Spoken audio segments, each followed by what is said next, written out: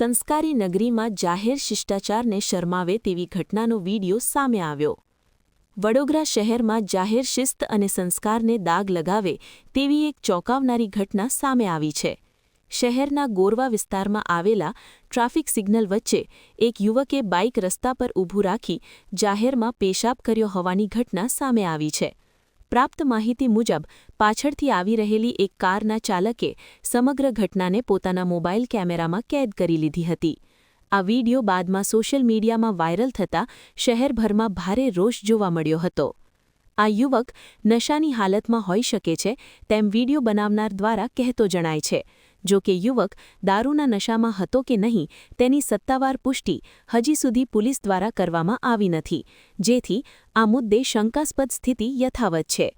જાહેર સ્થળ પર આવી બેજવાબદાર અને અશિસ્તભરી વર્તણૂકથી નાગરિકોમાં ભારે નારાજગી જોવા મળી હતી।